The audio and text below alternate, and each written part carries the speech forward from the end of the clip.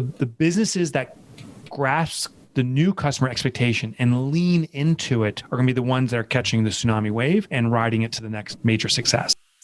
Welcome to the Cleaning Up Podcast, Millionaire Secrets of the Home Services Industry, brought to you by me, Ron Holt, CEO and founder of Two Maids and a Mop, America's fastest growing cleaning company.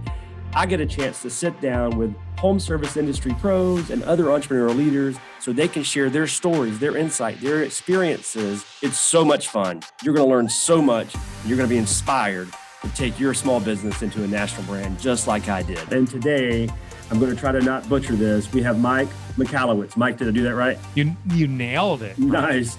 All right. So Mike is, whether he knows it or not, a big part of the Two Maids and a Mop life. He's certainly a big part of my own personal life. I've read all of his books, and he's written a bunch of them. He's written 5. It sounds like several more even on the way.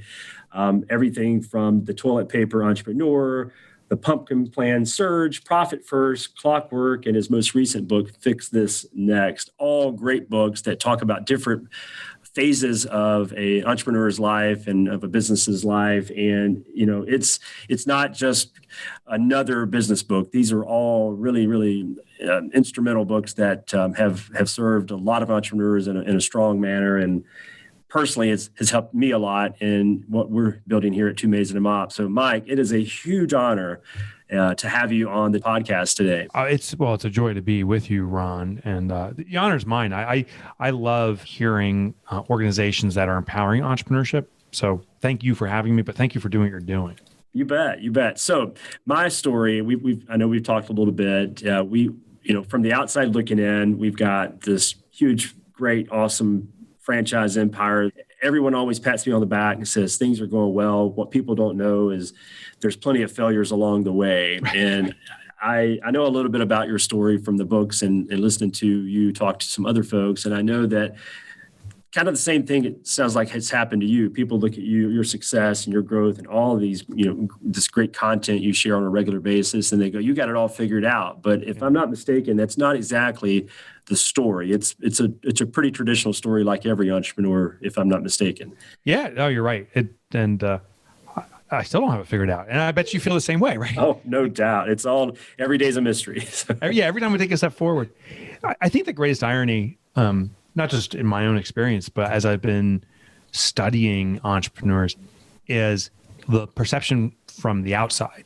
Like the day you start your business, the people who have no entrepreneurial or business ownership experience, they look from the outside. They're like, "Oh my God, you're a millionaire now!" The day you start your business, and you're just pulling in money, and you don't work at all. You just sit on the beach throwing back karate. Right. Yeah, and that is the vision for many people who start a business. I think there's 2 objectives that I had that I think we have, which is to have personal freedom. What I meant was I wanted to start a job that gives me joy and do what I want when I want, that kind of personal freedom, and financial freedom. I never wanted to worry about a bill.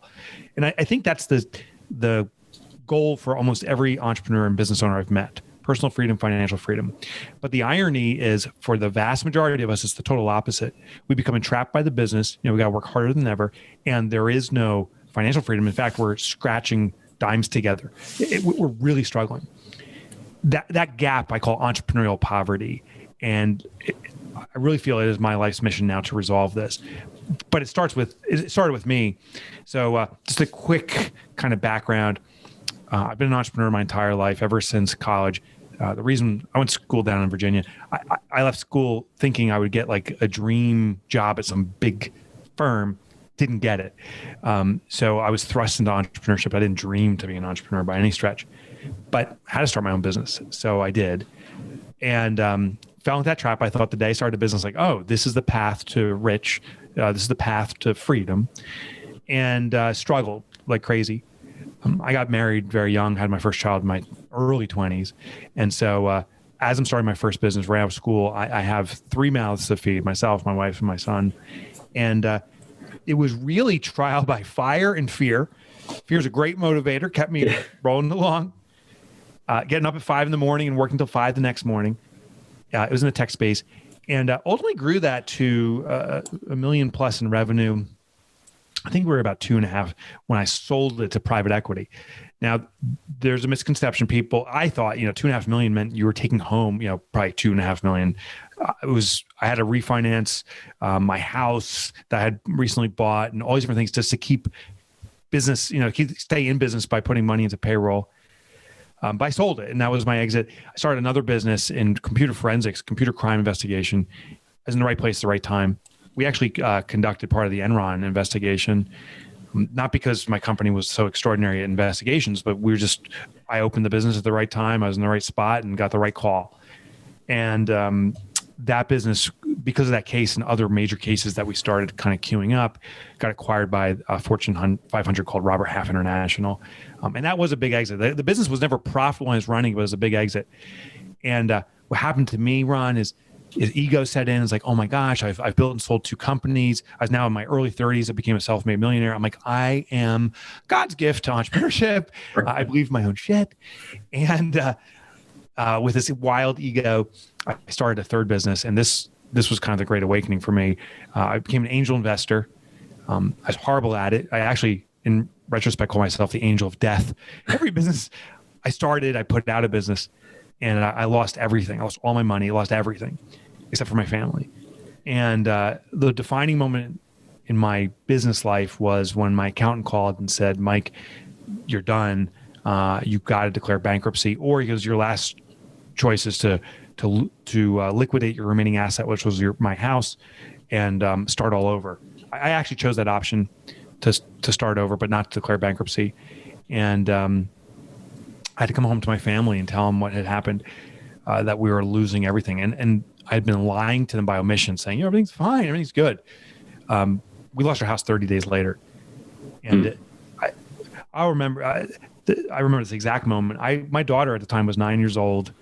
And I told her, I said, I can't afford to send you to horseback riding lessons. That was her favorite thing to do. It was like $25, by the way, for a group session every couple of weeks. So I was broke. And as I told my daughter this, I was sobbing. I can't even imagine how it feels for your children to see the provider. That's how I defined myself for my family, not providing. She ran. I thought she was running away. She ran out of the room. And in that moment, felt so ashamed that my daughter was so scared that she had to run away from me. But what she actually did was she ran to her bedroom, she grabbed her piggy bank, she came running back to me, and in front of my whole family, she's like, hey, Daddy, she goes, since you can't provide for us, I'll be the family provider. Oh. And I actually get chills. Ron, I can see in such vivid detail, with the piggy bank, I can give you every detail about it. And in that moment, it started the seed for change. And it wasn't like, by the way, the next morning I didn't wake up and said, okay, now I'm going to devote my life to eradicate entrepreneurial poverty and figure out what makes entrepreneurship and business ownership successful. What happened was I started boozing.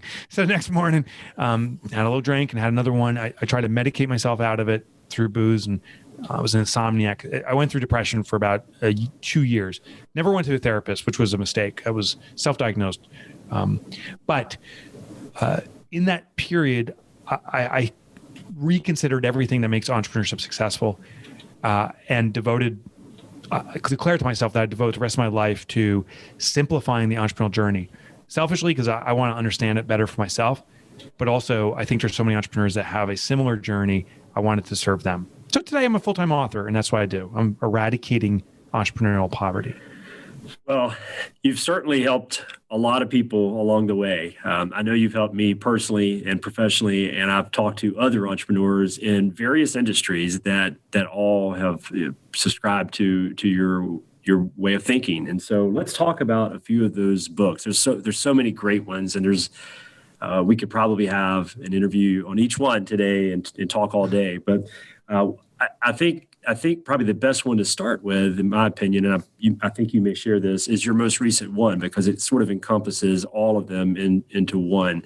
And the individual books kind of break out some things within Fix It Next. But in Fix This Next, it's, the title suggests what you would imagine. And I think when I first heard the title, I'll be honest with you, Mike, I was like, of course, yeah, there's a problem, fix it. Who doesn't know that? Right.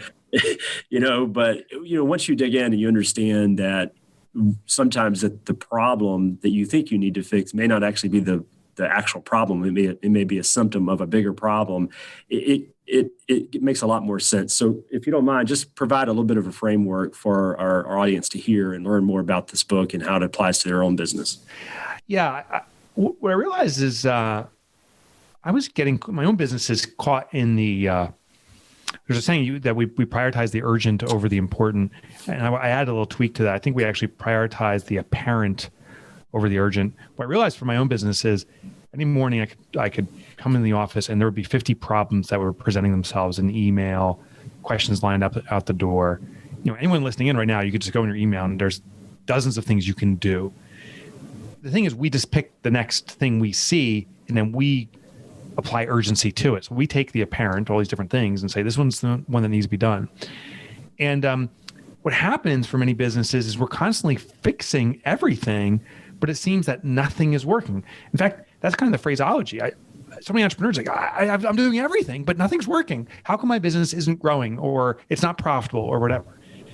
Well, the illustration I use is that it's like a chain. So Ron, if you and I had like this massive chain from Birmingham to New York right now, we're kind of pulling on the chain. And our goal is to strengthen that chain. The mistake would be to start fixing every link. That chain will always break in the same spot. And the same spot is the weakest link. So all those links, it doesn't matter if we fix all the links. If we don't fix the weakest one, the chain will keep on snapping there. But here's what's so interesting. If we simply focus on one link, the weakest one, and give strength to that, then the entire strength of the chain has been elevated. And what will happen is then a new link will become the next weakest one. And we repair that, we strengthen that, and now the entire chain has become stronger. That is what we need to do in our business. It is basically chained together. It could be a chain of events. There's all these codependent elements. And if we're fixing everything, it won't improve the business until the weakest link is fixed. So we spend an exhaustive amount of energy working on our business, but not on the one most important element. So the idea of fix this next is step one is find the weakest link. Step two is strengthen it. And once you strengthen it, the entire business now has been strengthened. Now, it's not about ignoring the other things. It's not about go all in on fixing your, collections protocol or something like that, if that's the weakest link, and ignoring everything else. Everything else has to be maintained, but it's where we concentrate our resolution energy. So as we evaluate our business, find that weakest link, focus your energy on resolving that while the other things are sustained and maintained, systematized.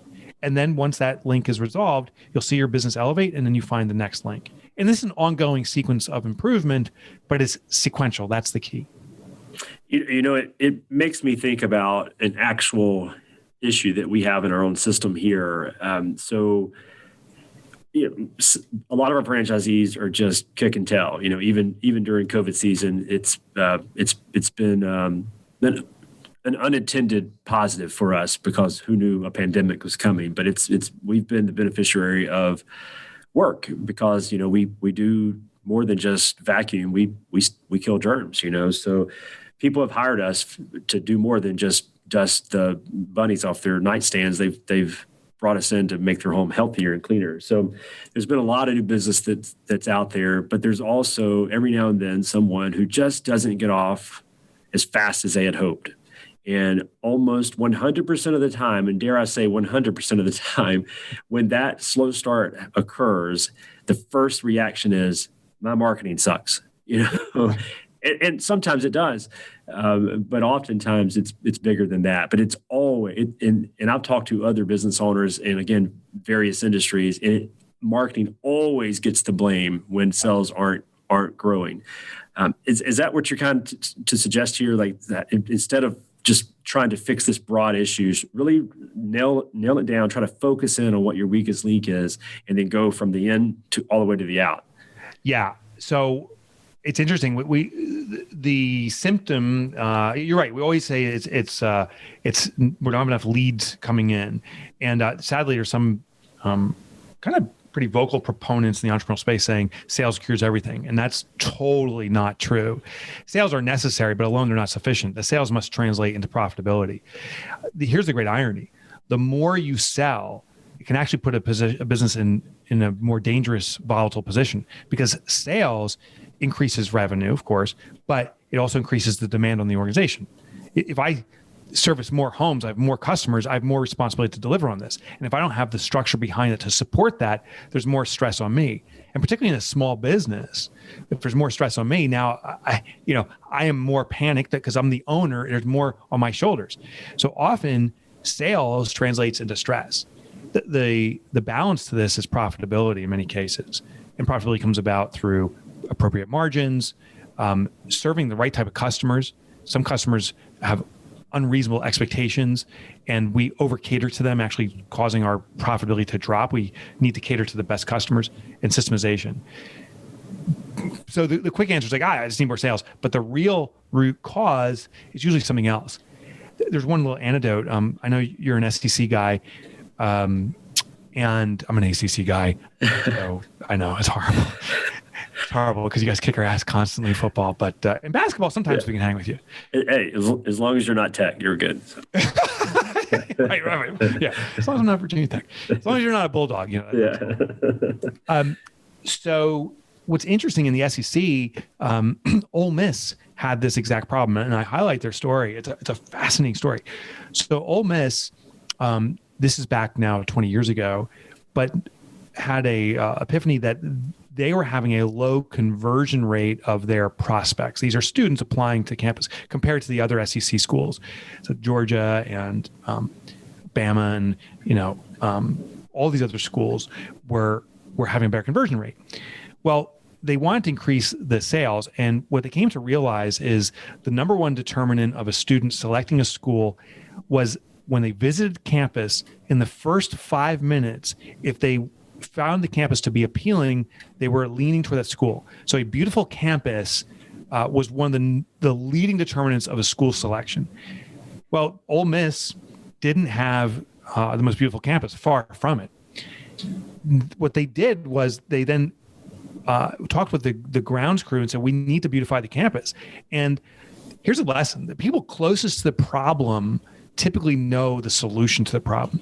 The grounds crew said, well, we have 1,000-acre property that we're maintaining. We have too light of a crew, too thin of a crew to do anything but just mow the land, mow the properties. So we can't beautify it. And the administrative board said, well, we don't have funds to expand the crew. So what do we do? And they said, it's real simple. We got to mow in straight lines. So, the most efficient way to mow properties in straight lines. But Ole Miss had these beautiful trees, but with low-hanging limbs. And when you're on a riding mower and you come up to that, you gotta jog around it. So it takes valuable time. The trash receptacles were put on the lawns, nicely positioned, but again, when you got to that, you had to get off the mower with a weed whacker to wrap around that and hop back on the mower and go. Same with the mulch patterns and stuff they had around trees and different vegetation. They were in square patterns and stuff, and they'd have to kind of jog around it, slowing them down. So the grounds crew gave simple advice. They said, we want to raise the tree limbs about 10 feet. That way the mowers can ride right under it. Plus, it makes the trees even more attractive. Secondly, we want to put the trash receptacles on paved areas or add concrete pads for them to be on. And the mulch patterns should become swooping patterns so we can kind of swoop with it. As a result, they made these modifications. They were able to mow or maintain the properties in half the time. So it was taking 7 days a week. Now they were able to do it in about 3.5 days a week, the same crew, which availed them 3.5 days to do beautification projects. Well, the campus, within a very short period, was able to change their reputation. Ole Miss, if you ever visited, is considered one of the most beautiful campuses in the SEC. Sure. Actually, one of the most beautiful campuses nationally. And it was by making this change. So they had a problem. They didn't have enough cash flow. The default was, we have a sales problem. We need more students coming. That would have not solved it. They went, and I talk about and fix this next, these different levels. They went to the order level, which is about efficiency. And they said, if we bring about efficiency, it'll cause this cascade effect, which also results in beautifying the campus and then resulting in a higher conversion rate. So not more marketing, not more cash flow, but when people come, they were seeing this campus as more attractive and converting. And sure enough, even today, Ole Miss is one of the campuses that converts students at the highest rate throughout the SEC, actually throughout the entire nation.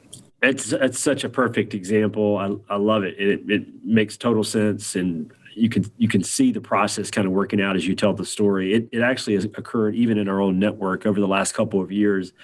One of the things that you're actually, whether you know it or not, partly responsible for this discovery, but very much like Ole Miss, we had a revenue problem. We were growing, but not quite as fast as we wanted to. Every entrepreneur wants more, right? And so we said, "Gosh, we can be better." We ironically, we had been named the fastest growing cleaning company in America by Entrepreneur Magazine, but we were not happy with our growth, and so we said we think we should be growing more because we saw the lead flow, and we just didn't know why 1 + 1 wasn't adding up to 2, and so our immediate reaction was we got to get better at marketing. We've always really focused hard on the digital side of marketing, and we felt like we were really good on that. But maybe we were thinking maybe we were on the front edge of that. But now that everyone, every small business knows what pay-per-click is, every small business owner knows what SEO even is. So maybe we got to get smarter on that end. Maybe we're not as good as we think we are. And that was the immediate reaction. But once we pulled back the curtain, and this is a sobering thing to tell everyone, but the reality is we were losing customers that we thought we weren't losing. And once we really started to be able to measure what type of customer defections was occurring, and in our world, recurring revenue is it. That's the bread and butter. It's what makes us a profitable business or not. We were losing too many of those folks. And so the marketing was working, the conversion was working. They obviously could always be better. Everything could be better. But what was really not working was the customer side of the business. We were losing people down the road. They were happy, but at some point they decided they weren't happy and they moved on to a different provider. And so that's why we started talking about customer experience and even employee experience over the last couple of years here in our organization, because we want to fix that customer defection issue. And it's getting better. It's a little hard to measure in today's world because public health hasn't done us any favors, but outside of that, we're making a lot of headway, and people are understanding more about what customer experience is, and we're seeing the numbers change. And that's how we've attacked the problem over the last couple of years versus our immediate thought, which was, again, just to market better.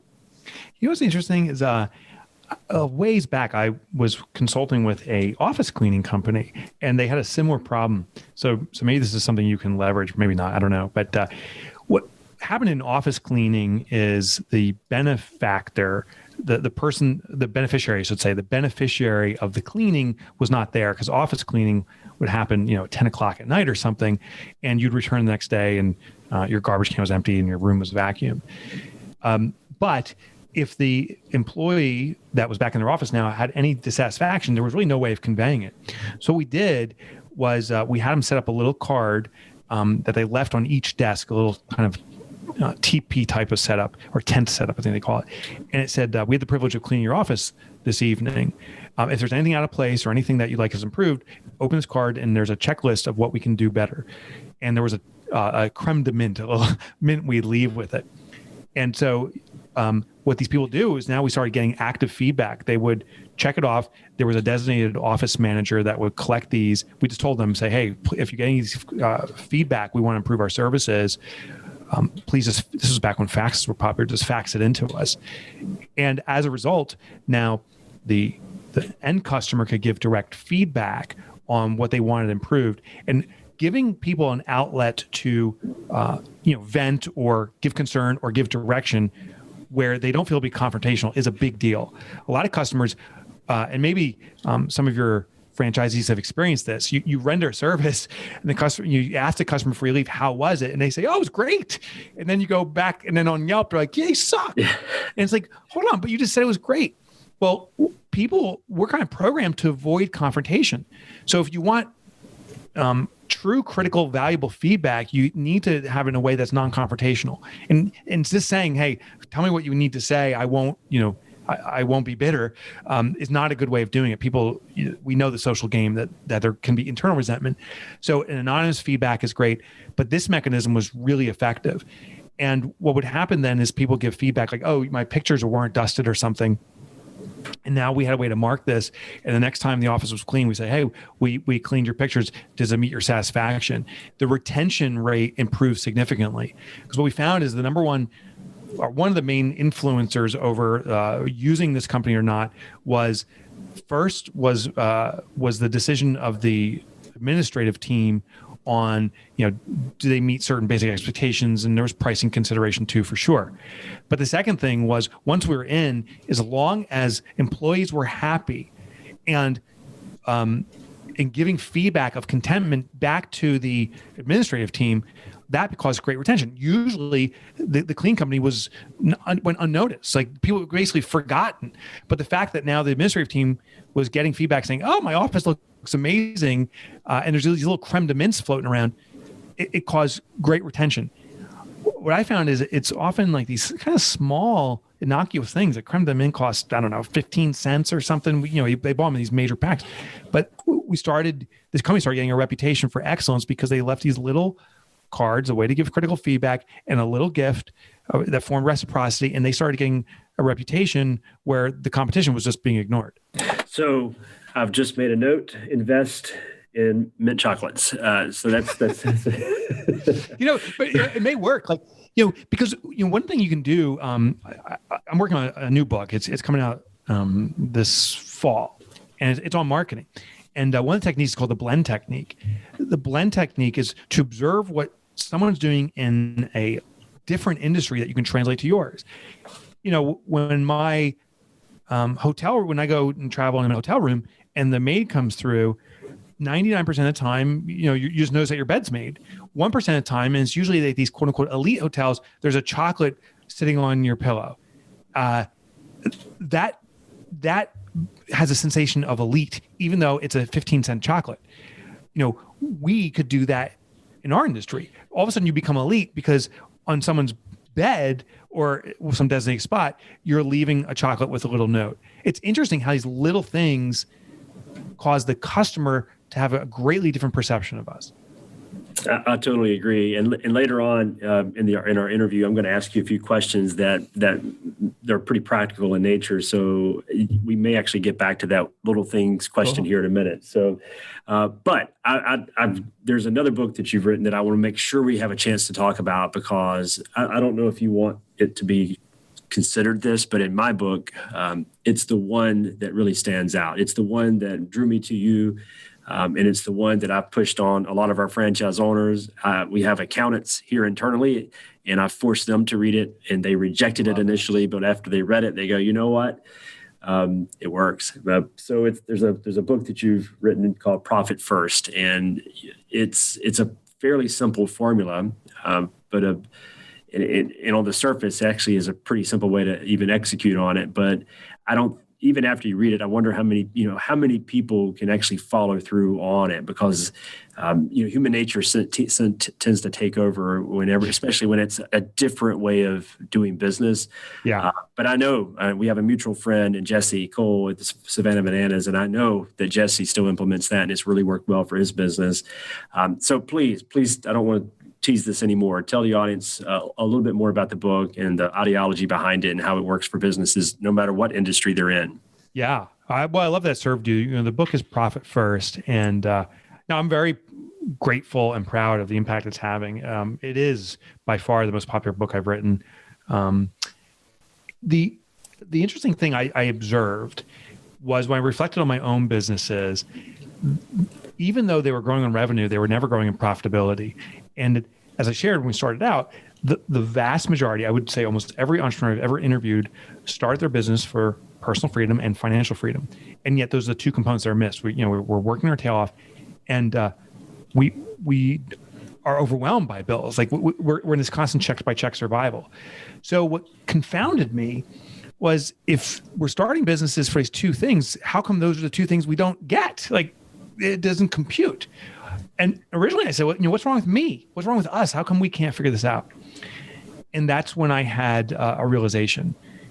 The foundational formula that is ubiquitous, that we all use for profitability, is real simple. It's sales minus your expenses results in profit. In fact, that formula is so established that it's in our common vernacular. We call profit the bottom line or the year end. Now, the problem with this formula, while it makes logical sense, it doesn't make behavioral sense. It is human nature. When something comes last, it's unimportant. It's the manana syndrome. So for most of us, when we look at profitability, surely for myself, when I was looking at it as the bottom line or year end, I'd wait till the end of the year and say, did we have a profit this year? And it wasn't there. And I was saying, oh shucks, usually not oh shucks, but something like that. And then saying, well, maybe next year. And next year wouldn't happen. And it was this constant kick the can down the road of profitability. What I teach in Profit First is that profit is not an event, as in it's not an eventuality. Profit is not an event. Profit is a habit. It needs to be baked into every transaction. Every time we go to a client for a visit to render our service, every single time that experience must be profitable for us. So how do you make that happen?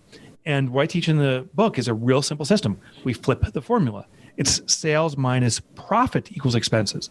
And what I mean by this in practice is every time there's revenue coming into our company, we take a predetermined percentage of that money and allocate it toward profit. So if I get $100 today, I take out, say my predetermined percentage is 10%, $10 from that $100, I allocate it toward profit, I hide it away from my business, and then the remainder is what I run my business off of. This is the pay yourself first principle applied now to our business.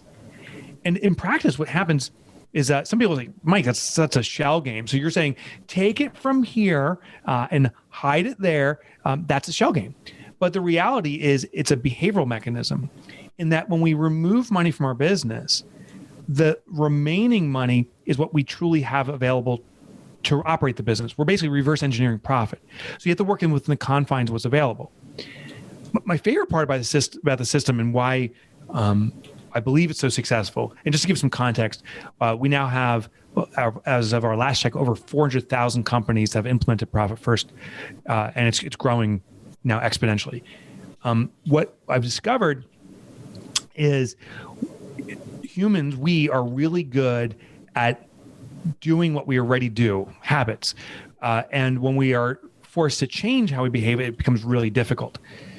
So the goal is to actually sustain an existing behavior, but put a system in place that drives the results you want. So if you can continue a habit that you have, but now it drives the result you want, that's a winning formula.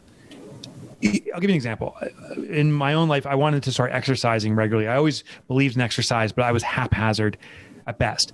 And about 7 years ago, I didn't double down and recommit or do a New Year's resolution.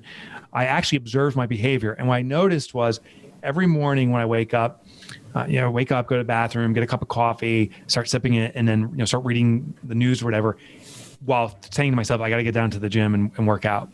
And then look at my watch and say, oh my gosh, I ran out of time. I'll do it tonight. And I wouldn't do it. But what I did is I looked at that pattern, wake up, go to the bathroom, coffee. If that was my routine every single time, I asked myself, how can I intercept that? And it's called a behavioral intercept. How can I intercept that path to get what I want? So what I did was I simply put my gym shoes on top of the toilet seat in my bathroom. So every time I'd wake up, when I go to the bathroom, I have to grab my gym shoes. And now they're in my hand. Well, in my hand, it starts the momentum effect. I have to put my feet. Once they're my feet, just walk down to the gym. Once I get to the gym, start working out. And I've become, quote unquote, religious about this now. I work out extremely consistently because I've intercepted a behavioral path. Well, when it comes to our finances, most entrepreneurs don't follow the protocol that accountants profess. Read your income statement, tie that to your balance sheet, know your cash flow, and all that stuff. Instead, we follow a much simpler system, and we log into our bank account, see how much money is there, and if there's money, we know we can spend it. If not, we have to sell something quickly. Well, if that's our path, then we can intercept that. We can put the gym shoes at that bank account. So if you are the type of person who logs into your bank account to see how much money you have, and I do it, admittedly, I do it multiple times a day, and I always have, what we do is we set multiple accounts there. foundationally, we set up a profit account. So every time you log in now, you don't have just that one big account. You have a profit account. And we start allocating money toward that. In the Profit First book, I teach multiple accounts to set up, one for operating expenses, another one to reserve for taxes and so forth. But what happens in practice is at our bank, we start pre-allocating money to its intended use before we spend it. It's like the envelope system. Money's carved up in these different envelopes. And now when you're ready to take action, you grab that according or appropriate envelope and you work within the confines of what's there. And sure enough, by doing this, people know what money is truly available to operate their business. When $100 comes in, you start to realize, oh, I don't have $100 for my business. Some's for profit, some's to pay my own compensation as the owner, some's to pay employee payroll, some's to go to taxes, and you see what's truly available for each component. That's how the Profit First system works.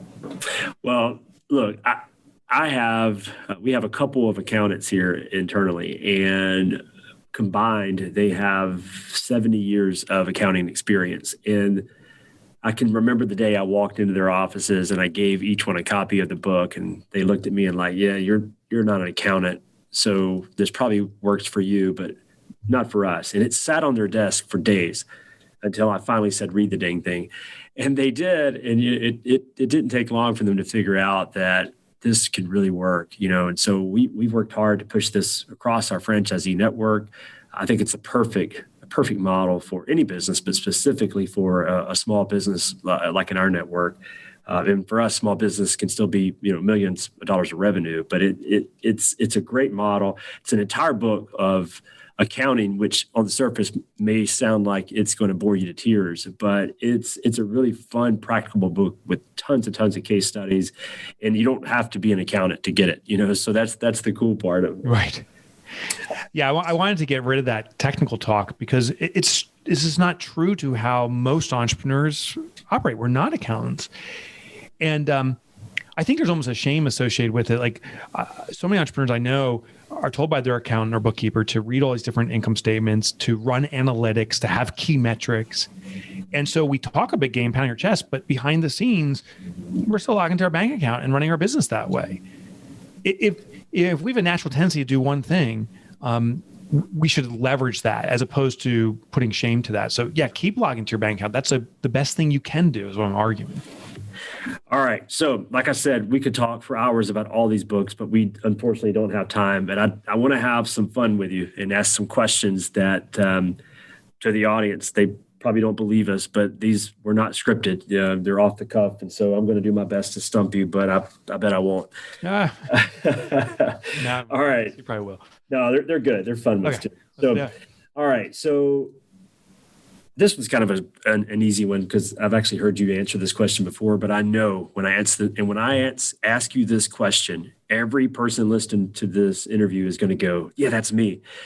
So I know people are going to want to know the answers. So in our world, and really every home service businesses owner's world, you have this syndrome where you want revenue and you think, like we talked about earlier, market, get more business. Mm-hmm. So you get more business and then you don't have the employees to staff or to service the amount of work you have. So then you go out and hire the people. Meanwhile, you've stopped focusing on sales and sales dip. And then you have too many people and then you get caught in this tail chasing endeavor that really frustrates you until at some point you want to give up. So how do people get out of that mess?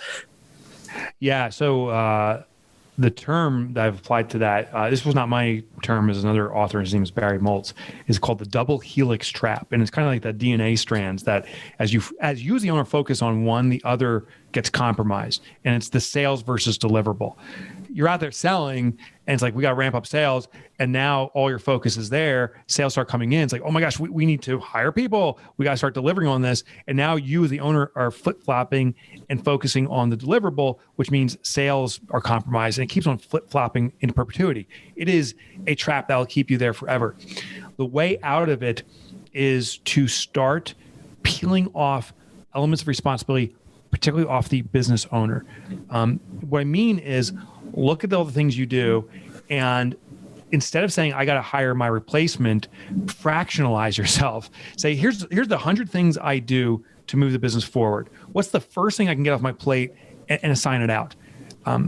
I'm a huge fan of fractional employees, part-time work, or contractors, virtual help. And you start peeling it off. Particularly for an owner, I would focus on sales capabilities. I've never found anyone, rarely found anyone that can sell better than the owner themselves. The owner, they have a passion and understanding their business to the nth degree. Hiring a rainmaker is rarely effective. They maybe can sell themselves in a job interview, but rarely can sell like the owner. So keep selling and stop the doing by peeling off piece by piece and out giving it to other folks. When you become the primary salesperson, that's when you start peeling it off. And and you're no longer selling, but get the deliverables off your plate in fractions and start selling. And just to give you context, Jeff Bezos, the founder of Amazon, he still sells. Like when Amazon's looking to, find a new location, a new city they're going to move into, he's probably at the table negotiating and doing that. He's definitely not packing. The next order you put, Jeff Bezos isn't running to the factory to put that in a box and ship it out to you. He peels himself out of the doing, elevates himself to selling, and I think that's what we all should do. I love it. All right, let's keep going. All right, so what's, in your opinion, what is the single largest mistake that you see entrepreneurs, no matter what industry, what business, what region of the country it's in? What's the single most common mistake you see entrepreneurs make? Probably thinking that they're unique and distinct, and therefore what works for someone else won't work for them. So we have this propensity to stay within this little confine of like, this is the only thing that works. No one knows my industry like I do. I challenge every entrepreneur to look outside their industry and R&D ideas from other industries. And R&D stands for rip off and duplicate. Like, go to other industries, see what they're doing, and steal it. Steal that hotel chocolate mint idea. What other industries do successfully will make you a cutting edge innovator in your industry, and that's what brings lots of opportunity. Man, I love that advice. It's one of my favorites. I am a proud, I call it cloner of other people's ideas. It makes it sound better than thief, but I will steal anyone's idea and be proud of it and have no problem just absolutely replicating it inside our business model. A lot of people, there's this almost energy they get for having these unique ideas. And I guess anyone and everyone has that same desire, but I get that same level of adrenaline when we see something working somewhere else and then we replicate it inside our business and it works. There's no distinguishing the two to me. They both work the same for me. Yeah. All right. So we're going to talk about the new normal. It's 21. We are still in the middle of the pandemic. We were coming off a crazy year that no one ever saw coming, really. But it happened, and it's still happening. What, in your opinion, what's the future for small business going forward? How do you, I know that's hard to answer that in general because that's everything from the donut shop to cleaning services, but what's the future of small business going forward? I'm extremely optimistic in that what I did when this pandemic set in back in March, when it became it was affecting small business, all business, back in March of 2020, I studied every recession back to the Great Depression of 1929. So we're almost 100 years into this, and there's been 13 major recessions. What's interesting is there is a predictable pattern for small business. And what it is that it is like a forest fire. It eradicates a lot of competition. And honestly, there's a lot of business that shouldn't be in business. They were just getting by because the economy was ingratiating them, but they shouldn't have been in business in the first place. So the stronger businesses typically sustain. But here's what I found most fascinating is out of every recession, the next big names came out of that recession. The companies that you don't hear of today, 5 years from now, will be the companies that are the next Google or whatever. It's a small business person. So what I consider, or how I visualize this, is we're kind of in this ocean and there's this massive tsunami wave coming through. That's the economic shift. How the mega corporations, Amazon, Google, whatever, however they handle it is like a tanker. They're on this tanker ship. They're just trying to align to roll over the waves so they can continue. We, the little business folks, we're on jet skis. We can spin on a dime and now we can catch the momentum of this wave. The thing is, catching the momentum. I think we have to be very acutely aware of the new expectation from customers. When they say the new normal, while that phraseology may not resonate with many folks, there is a new expectation from customers. They have a new safety concern, perhaps. They have a new way of expecting business to be served. Maybe when you could do a quote, they're expecting it to be virtualized now. There's opportunities there. The businesses that grasp the new customer expectation and lean into it are going to be the ones that are catching the tsunami wave and riding it to the next major success. Well, we think alike. I totally agree with you. I think we're on the front of something really big, and all the pain that we really went through last year and really still undergoing now, all that pain is going to create opportunities for people. So why not capitalize on those opportunities? Why wait for someone else to do it? Oh yeah, and someone will do it. Someone will do it. So yeah, why not me? Why not you? Like we have to make that decision. With any disruption, it brings about major opportunity. And the funny thing about large corporations is they are entrenched. It is very difficult for them to change. It's not just all the red tape, that's part of it, but they've been so successful doing what they've done. There's this massive flywheel to sustain it.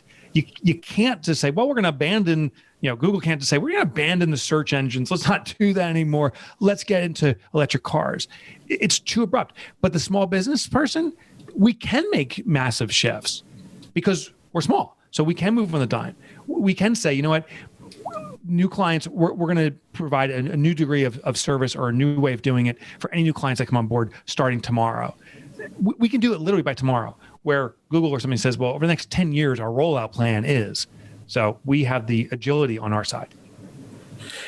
Mike, it's like I said when we first started talking, an absolute honor, a real privilege even to have the opportunity to have this conversation with you. I hope our franchisees and anyone else listening to this has enjoyed it as much as I have. I know they have.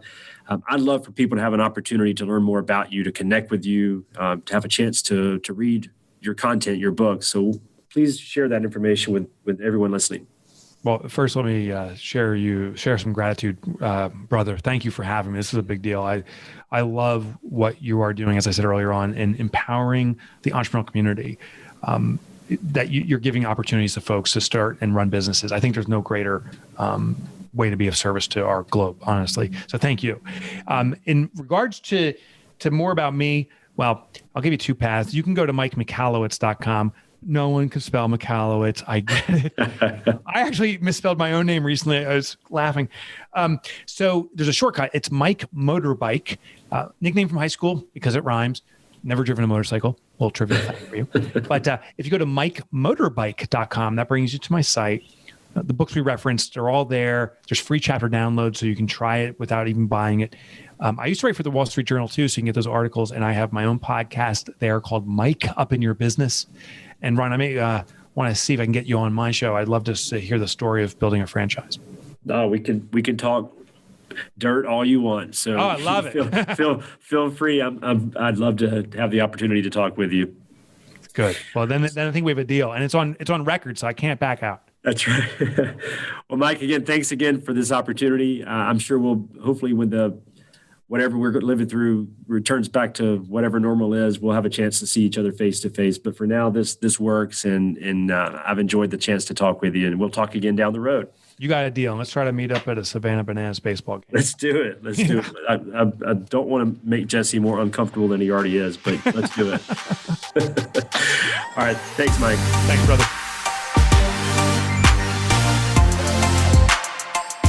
Kyle Davis here from Business Development. Thank you so much for listening to the Cleaning Up Podcast.